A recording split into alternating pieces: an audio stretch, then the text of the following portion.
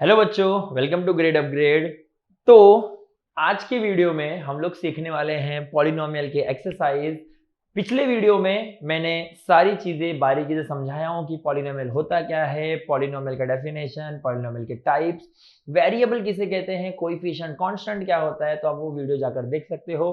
Because इस video में मैं कोई भी डीप डिटेल डिस्कशन नहीं करूंगा, मैं डायरेक्टली एक्सरसाइज के सम शुरू करूंगा और तुमको आंसर बताऊंगा। बिकॉज ऑलरेडी एक्सरसाइज बहुत बड़ा है, इसमें मैं अगर हर एक चीज बताने गया तो बहुत ही टाइम चले जाएगा। ओके, सो इसके लिए चलिए हम शुरू करते हैं अपने एक्सरसाइज को। सो प्रैक्टिस सेट 3.1 क्या दिया है मुझे, state whether the given algebraic expressions are polynomials justify.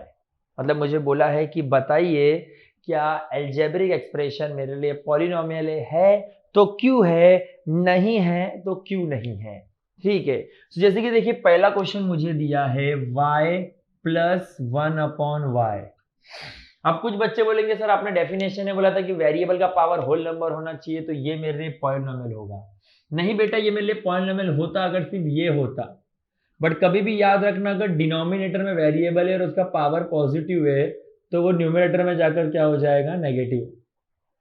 ठीक है, तो इसके लिए मेरे डेफिनेशन में क्या था कि वेरिएबल का पावर होल नंबर होना चाहिए, और यहाँ पे एक वेरिएबल का पावर तो होल नंबर है बट दूसरे का होल नंबर नहीं है, तो इसके वजह से ये मेरे लिए पॉलिनोमियल होगा क्या, नहीं।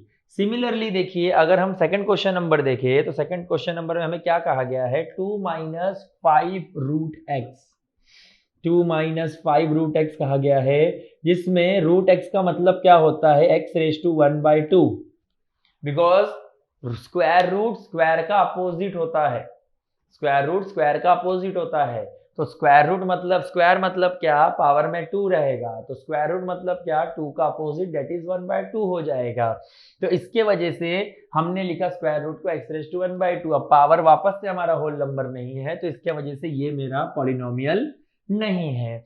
फिर उसके बाद देखिए थर्ड क्वेश्चन दिया है x² + 7x + 9। ये मेरे लिए पॉलिनोमियल है क्या, तो यस मेरे लिए पॉलिनोमियल है। बिकॉज यहाँ पे जितने भी वेरिएबल है सबका पावर क्या है, मेरे लिए होल नंबर। ये जो मैं बता रहा हूं यही जस्टिफाई है, यही उसका रीजन है। फिर उसके बाद क्वेश्चन दिया है मुझे 2m⁻², 2m⁻² + 7m-5। ओके, अब ये मेरे लिए पॉलिनोमियल है क्या, तो ये मेरे लिए पॉलिनोमियल नहीं है। क्यों नहीं है, क्योंकि यहां पर क्या है, यहां पर जो पावर है वो मेरे लिए क्या है, नेगेटिव है ना, और पावर नेगेटिव नहीं होना चाहिए, तो इसके लिए मेरा पॉलिनोमियल नहीं है। ओके, अब देखेंगे नेक्स्ट वन क्या दिया है मुझे, 10। अब 10 पॉलिनोमियल है कि नहीं वो आप मुझे कमेंट सेक्शन में बताएंगे, क्योंकि मैंने प्रीवियस वीडियो में बताया था कि अगर कांस्टेंट रहेगा तो पॉलिनोमियल होता है कि नहीं, और मैंने रीजन भी बताया अगर होता है तो क्यों होता है और अगर नहीं होता तो क्यों नहीं होता। वैसे तो ये आप वीडियो देखिए कि है कि नहीं है। ठीक है, तो चलिए अब हम आ जाते हैं क्वेश्चन नंबर 2 में। अब देखिए यहाँ पे मुझे कोएफिशिएंट पूछा है। अब मैंने पिछले वीडियो में बताया था कि what is the meaning of coefficient. Coefficient का मतलब होता है जो कोई भी नंबर वेरिएबल को मल्टीप्लाई या डिवाइड करता है उस नंबर को हम क्या बोलते हैं, कोएफिशिएंट बोलते हैं। ओके, यहाँ पे क्या बोला है, write the coefficient of m³ in each of the given polynomial. Okay, so क्या दिया है मुझे यहाँ पे, सबसे पहला दिया है m³। इसका मतलब बच्चों समझो, यहाँ पे मुझे सिर्फ m³ का जो कोएफिशिएंट है ना, m³ जो वेरिएबल है ना, उसी का मुझे सिर्फ कोएफिशिएंट बताना है। अगर मेरे इक्वेशन में m³ की जगह और भी वेरिएबल होंगे तो उनका बताने का जरूरत नहीं है। सो देखो यहाँ पे जो m³ है, यहाँ पे तो अकेला m³ ही है, तो m³ के बाजू में क्या है, 1। तो कोएफिशिएंट ऑफ m³ क्या हो गया मेरे लिए, कोएफिशिएंट क्या हो गया इसका, 1। ओके, अब देखेंगे जो सेकंड क्वेश्चन है। तो सेकंड क्वेश्चन क्या है मेरे पास, -3/2 + m -√3m³। ओके, अब यहां पे कांस्टेंट है, वेरिएबल विद सिंगल पावर है एंड वेरिएबल विद क्यूब है, और मुझे सिर्फ कोएफिशिएंट m³ का बताना है। तो m³ का कोएफिशिएंट क्या है, -√3। बिकॉज मैंने क्या बोला हूं कि जो कोएफिशिएंट होते हैं वो क्या करते हैं, अपने साथ नंबर, अपने साथ साइन को भी लेकर जाते हैं। ठीक है, उसके बाद क्या क्वेश्चन दिया है मुझे, उसके बाद दिया है -2/3m³ -5m² + 7m-1। ओके, अब मुझे इसका आंसर आप बताइए, क्या इसका आंसर -2/3 है, -5 है, +7 है या -1 है, कमेंट सेक्शन में। ओके, और अगर मैं आपको बोल रहा हूँ बताने के लिए तो आप मुझे बताइए, बिकॉज मैं जितने भी कमेंट आंसर आएंगे मैं हर एक को रिप्लाई करके बताऊंगा क्या ये राइट आंसर है या ये रॉन्ग आंसर है। ओके, अब देखिए क्वेश्चन नंबर 2 समझ गया। अब क्वेश्चन नंबर 3 आते हैं। क्वेश्चन नंबर 3 में क्या बोला है, write the polynomial in x using the given information. मतलब मुझे यहाँ पे पॉलिनोमियल लिखना है, कौन से वेरिएबल में एक्स में लिखना है और जो मुझे इंफॉर्मेशन दिया हुआ है। देखो यहाँ पे डिग्री की बात की गई है। डिग्री का मतलब अभी के लिए समझिए, highest power of a variable we say it as a degree. जो सबसे बड़ा पावर होता है वेरिएबल का पूरे इक्वेशन में, उसे हम डिग्री कहते हैं। ओके, सो देखो यहाँ पे मोनोमियल, बाइनोमियल और ट्राइनोमियल की बात की गई है। मोनोमियल का मतलब मैंने बताया था सिंगल टर्म, बाइनोमियल का मतलब 2 टर्म, ट्राइनोमियल का मतलब 3 term. Okay, so monomial with degree 7 क्या हो जाएगा मेरे लिए, मोनोमियल मतलब सिर्फ मेरे को एक टर्म चाहिए, एक term, but with degree 7 degree के साथ क्या, पहला टर्म, तो इसलिए मेरा क्या हो गया, x⁻7 क्या हो गया, मोनोमियल। अब वेरिएबल सिर्फ x ही चाहिए। ओके, और कुछ तुम यहाँ पे मैक्सिमम लिखने को लिख सकते हो 4x⁻7, बट मुझे x ही चाहिए सिर्फ। ओके, अब सेकंड बोला है binomial with degree 35। Okay, so binomial with degree 35 क्या हो जाएगा मेरे लिए, x⁻35 - x⁻20। बिकॉज एक तो मुझे चाहिए 2 टर्म, बट 2 टर्म में से जो एक टर्म रहेगा वो एक टर्म क्या रहना चाहिए, मेरा पावर क्या होना चाहिए, 35 होना चाहिए। ओके, बिकॉज तभी तो उसको डिग्री बोलते हैं ना। अब तुम बोलोगे सर दूसरे वाले वेरिएबल का पावर 20 होना चाहिए, तो ऐसा कोई जरूरी नहीं है बेटा, दूसरे वाले का कुछ भी हो सकता है, बस पहले वाले का एक का पावर क्या होना चाहिए, 35 होना चाहिए। ओके, अब देखिए नेक्स्ट वन दिया मेरे को, trinomial with degree 8। Okay, so trinomial with degree 8 क्या हो जाएगा मेरे लिए, ट्राइनोमियल विद डिग्री 8 हो जाएगा मेरे लिए x⁻8। अब बाकी के 2 का पावर कुछ भी चलेगा, -x³ + x। Okay, trinomial with degree 8 में सिंपली क्या है, एक का पावर क्या चाहिए मेरे को, 8 चाहिए, और बाकी सबका कुछ भी हो फर्क ही नहीं पड़ता है अपने को। ओके, अब देखिए, अब आ जाते हैं हम लोग क्वेश्चन नंबर 4 में। क्वेश्चन नंबर 4 में हमें क्या पूछा गया है, डिग्री पूछा गया है। ओके, अब डिग्री देखिए, अब अच्छे से समझिए कि डिग्री होता क्या है। डिग्री मतलब क्या होता है, हाईएस्ट पावर, जो बिगेस्ट पावर होता है उसे हम क्या कहते हैं, डिग्री कहते हैं। ओके, जैसे कि समझिए अगर क्वेश्चन है मेरे पास x² + y, तो हाईएस्ट डिग्री क्या है, तो मेरा क्या हो गया, यहाँ पे डिग्री स्क्वायर हो गया। बट समझिए ऐसा क्वेश्चन है x² y² + x³ - y²। अब मैंने पूछा यहाँ डिग्री कितना है, तो यहाँ पे डिग्री तुम लोग क्या बोल दोगे, सर आपने बोला कि वेरिएबल का बिगेस्ट पावर क्या है, तो वेरिएबल का बिगेस्ट पावर 3 है, तो बोल दोगे डिग्री 3 है। बट जब 2 वेरिएबल मल्टीप्लाई करते हैं ना, तब डिग्री का थोड़ा सिचुएशन, सिनेरियो थोड़ा अलग हो जाता है। क्या हो जाता है पता है क्या, कि जब 2 वेरिएबल मल्टीप्लाई करते हैं ना, तो ऐसे क्वेश्चन में अगर आपको डिग्री पता करना है ना, तो आपको क्या करना चाहिए पता है क्या, पावर को प्लस करना चाहिए। इंडाइसेस मत लगाना, मैं इंडाइसेस की बात नहीं कर रहा हूं। यहाँ पे मैं इसको भी x × y कुछ नहीं करूंगा, मैं सिर्फ क्या बोला, डिग्री समझने के लिए, अगर ऐसे क्वेश्चंस का डिग्री समझना है तो हमें क्या करना चाहिए कि जो इंडिविजुअल वेरिएबल है उनका पावर यही रहेगा, बट जो वेरिएबल आपस में मल्टीप्लाई करते हैं ना, उनका पावर समझने के लिए क्या करना चाहिए पता है क्या, दिमाग में पावर को प्लस करने का। तो यहाँ पे क्या हो जाएगा, 2 + 2 कितना हो जाएगा, 4 हो जाएगा।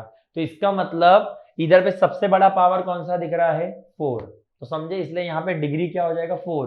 तुम्हें लग रहा है 3, अगर सिर्फ इधर पे x² होता ना, तो डिग्री क्या होता, 3 होता, बट सिर्फ x² नहीं है ना, मैंने x² × y² दिया, इसलिए डिग्री क्या हो गया, 4 हो गया। तो देखिए तुम्हारे पास टेक्स्ट बुक है, तुम टेक्स्ट बुक में देख सकते हो कि सबसे पहला क्वेश्चन क्या है, √5 है। ठीक है, सबसे पहला क्वेश्चन क्या है तुम्हारे लिए, √5 है, तो √5 का डिग्री क्या हो जाएगा मेरे लिए, √5 के बाजू में कुछ नहीं है तो x⁻0 हो जाएगा ना, ये मत बोलना 5⁻1/2। ओके, सो √5 के बाजू में नहीं है तो क्या हो जाएगा, डिग्री x⁻0, तो 0 हो जाएगा। फिर सेकंड वाले में क्या है, x⁻0, तो डिग्री कितना हो जाएगा, 0 हो जाएगा। फिर थर्ड वाले में क्या है x स्क्वायर, तो डिग्री कितना हो जाएगा 2। फोर्थ वाले में क्या है √2 m⁻10 - 7, तो m⁻10 मतलब क्या m का पावर कितना है 10, तो डिग्री कितना हो जाएगा 10।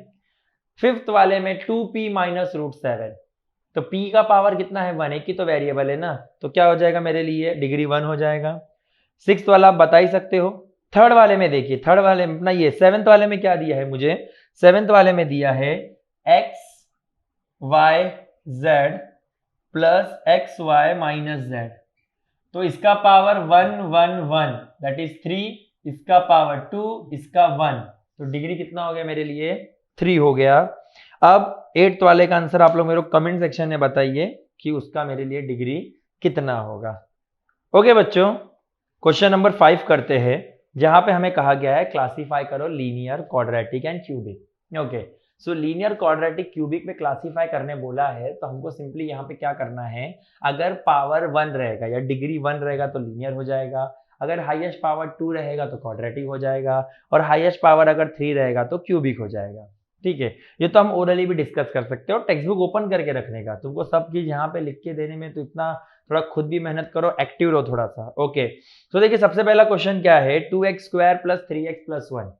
सो 2x square plus 3x plus 1 मतलब क्या, वेरिएबल का हाईएस्ट पावर कितना है 2, 2x स्क्वायर ना स्क्वायर, तो इसके लिए क्या हो गया क्वाड्रेटिक।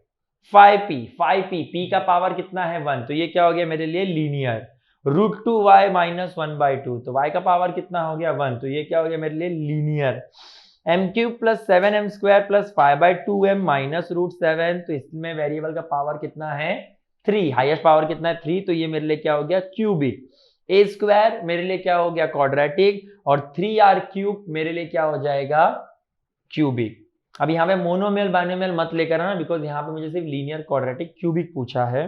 ओके, अब क्वेश्चन नंबर 6 पे आते हैं। क्वेश्चन नंबर 6 में क्या बोला पता है क्या, बोला है कि इसको स्टैंडर्ड फॉर्म में लिखो। ओके, स्टैंडर्ड फॉर्म का मतलब क्या होता है पता है क्या, स्टैंडर्ड फॉर्म का मतलब होता है कि हमें वेरिएबल को इस तरीके से लिखना है कि उनका पावर डिसेंडिंग ऑर्डर में जाना चाहिए। अगेन बोल रहा हूं मैं कि स्टैंडर्ड फॉर्म का मतलब ये होता है कि हमें वेरिएबल को इस तरीके से लिखना है कि उनका जो पावर है वो किस में जाना चाहिए, डिसेंडिंग ऑर्डर में जाना चाहिए। ओके, सो यहाँ पे देखिए सबसे बड़ा वेरिएबल का पावर क्या दिख रहा है m³। ओके, सबसे बड़ा पावर क्या दिख रहा है m³, m³ के बाद पावर कितना हो जाएगा 1, तो प्लस 5m प्लस 3। ठीक है, ये हो गया इसका स्टैंडर्ड फॉर्म।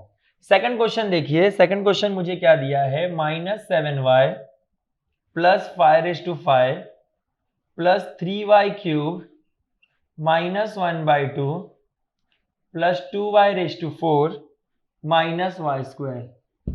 अब इसको भी स्टैंडर्ड फॉर्म में करना है, तो सबसे पहले सबसे बड़ा पावर कौन सा है y⁵, फिर उसके बाद 5 के बाद क्या आएगा पावर में 4, फिर उसके बाद क्या आएगा मेरे लिए 3, फिर क्या आएगा मेरे लिए 2, फिर क्या आएगा पावर में 1, फिर -1/। ठीक है, बिकॉज मैंने क्या बोला, स्टैंडर्ड फॉर्म का मतलब वेरिएबल का पावर क्या जाना चाहिए, डिसेंडिंग ऑर्डर में जाना चाहिए। ओके, अब देखिए क्वेश्चन नंबर 7 में मुझे बोला है कोएफिशिएंट फॉर्म में लिखो। ठीक है, कोएफिशिएंट फॉर्म में लिखने के लिए पता है मेरा जो पॉलिनोमियल होता है ना, उसको हमें इंडेक्स फॉर्म में लिखना पड़ता है। इंडेक्स फॉर्म में लिखना पड़ता है मतलब क्या, कि वेरिएबल का पावर डिसेंडिंग ऑर्डर में जाना चाहिए, बट कोई भी वेरिएबल का पावर मिसिंग नहीं होना चाहिए। जैसे कि देखो यहां पर क्वेश्चन था m³ प्लस 3 प्लस 5m, तो मैंने m³ के बाद डायरेक्टली 5m लिखा ना, तो m² किधर है, तो इंडेक्स फॉर्म का मतलब होता है कि m³ के बाद m² भी आना चाहिए, तो हम लोग क्या लिखेंगे m³ plus 0m² plus m plus 5m plus 3। चलो सब में समझाता हूं आपको। जैसे कि यहां पे आपको क्या दिया है x³ - 2, तो सबसे पहले मैं इसको इंडेक्स फॉर्म में लिखूंगा। ओके, कैसे लिखूंगा, x³ के बाद पावर क्या आना चाहिए था x², 0x², उसके बाद क्या आना चाहिए था x, तो दैट इज 0x, बिकॉज 0 से फर्क किसको पड़ता है -2, अब इसका कोएफिशिएंट लिखना है तो इसका मतलब क्या, इसका कोएफिशिएंट है 1, इसका है 0, इसका है 0 और इसका है -2। ओके, अब सेकंड क्वेश्चन क्या है मेरे लिए, 5y। 5y, y के बाद कोई, y का पावर तो 1 ही है ना, तो उसके बाद डायरेक्टली क्या आएगा, कांस्टेंट आएगा। तो इसके लिए कोएफिशिएंट फॉर्म क्या हो जाएगा, 5,0। अब देखिए नेक्स्ट क्वेश्चन दिया है मुझे 2m⁴ माइनस 3m² प्लस 7। अब इसको लिखना है मुझे, तो सबसे पहले m⁴ के बाद क्या मिसिंग है, m³ मिसिंग है, m² दिया है, m² के बाद क्या मिसिंग है, m मिसिंग है, और उसके बाद क्या है 7। तो क्या हो जाएगा 2 0 -3 0 7, 2 0 -3 0 7। फोर्थ वाले का तो क्या ही कोएफिशिएंट फॉर्म होगा, वहां पे सिर्फ कांस्टेंट दिया है, तो -2/3 ही मेरा क्या होगा, आंसर होगा। अब देखिए इस क्वेश्चन में हमने क्या किया, कोएफिशिएंट फॉर्म को हमने स्टैंडर्ड फॉर्म को कोएफिशिएंट फॉर्म में कन्वर्ट किया। ठीक है, अब हम लोग कोएफिशिएंट को स्टैंडर्ड फॉर्म में कन्वर्ट करेंगे। ओके, जैसे कि देखिए मेरे को क्वेश्चन क्या दिया है, पहला क्वेश्चन दिया है, इसका उल्टा रिवर्स, उनो रिवर्स करना है गाइस आपको। सो 1 2 3। ओके, सो सबसे लास्ट वाला मेरे लिए क्या रहता है, कांस्टेंट रहता है, तो +3। उसके पहले वाला जो नंबर रहता है उसका वेरिएबल का पावर क्या रहता है, 1, और उसके जो पहले वाला वेरिएबल होता है, उसके पहले वाला जो नंबर होता है उसका वेरिएबल का पावर क्या होता है, स्क्वायर। यही था ना लॉजिक, ध्यान से देखो, रेप्लिका करो उसका। ठीक है, सो देखिए अगला क्वेश्चन दिया है मुझे 5 0 0 0 -1।